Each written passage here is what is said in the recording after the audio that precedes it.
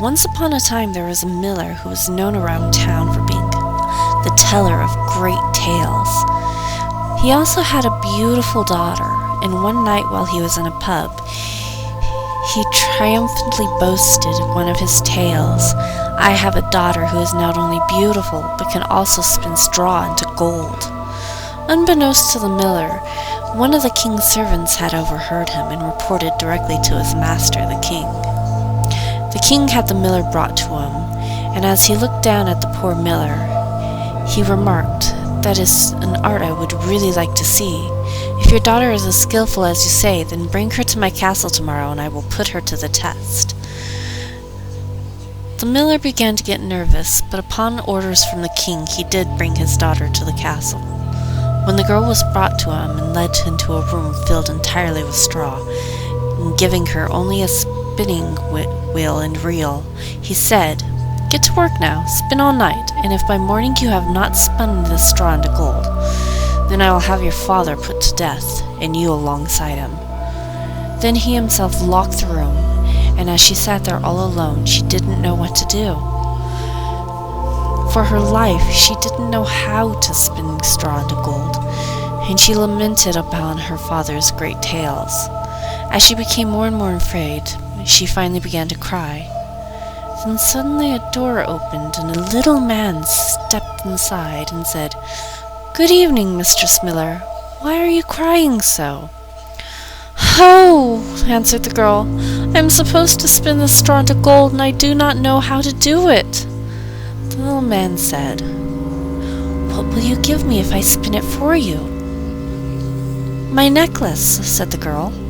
The little man took the necklace, sat down, and before the spinning wheel whirled and whirled 3 times and pulled a spool full of gold. Then he put another one and whirled 3 more times and a second one.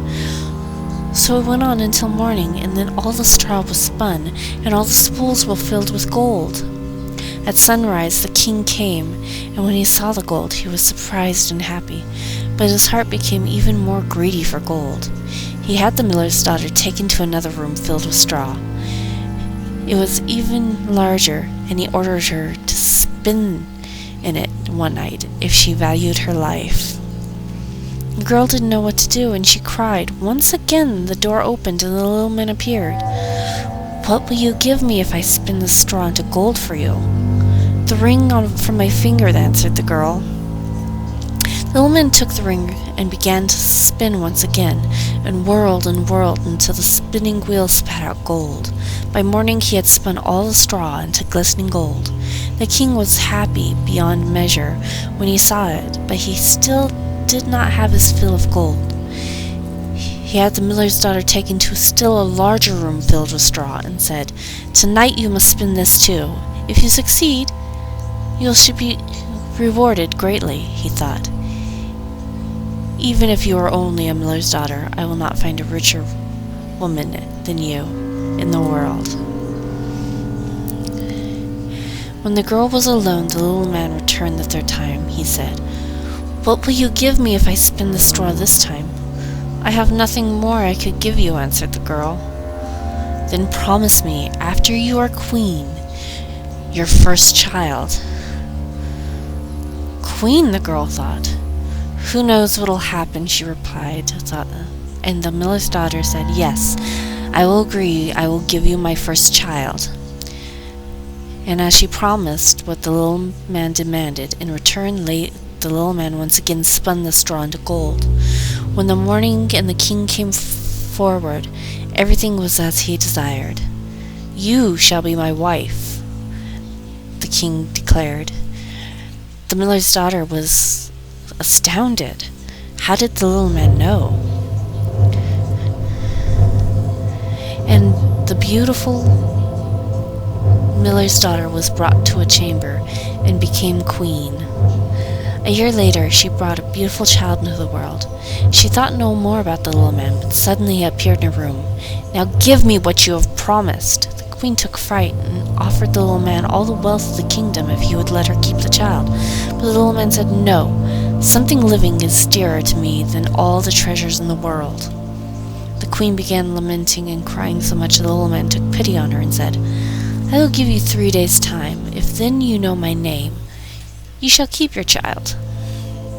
The queen spent the entire night thinking of all the names she had ever heard, and then she sent a messenger to the country to inquire far and wide that other names there were.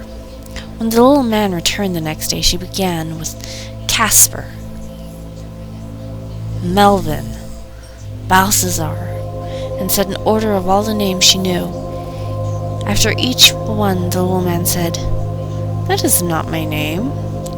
The second day she sent inquiries to all the neighboring kingdoms as to what names people had. She recited the most unusual and most curious names to the little man.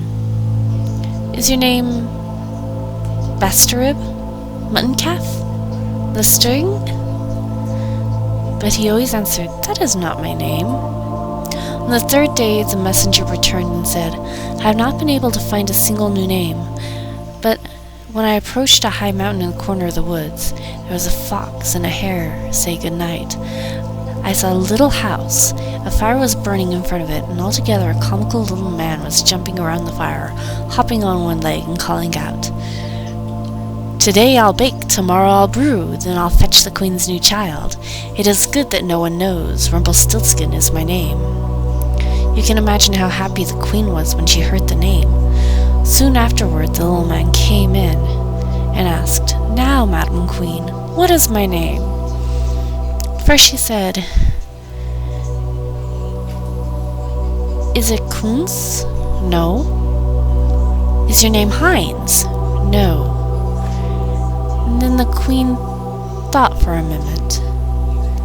'Is your name perhaps Rumpelstiltskin?'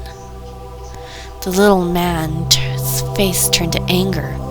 'The devil told you that! The devil told you that!' shouted the little man, and with anger he began to stomp his feet so hard that the ground began to split open, and he fell in, and he was never seen in the kingdom again.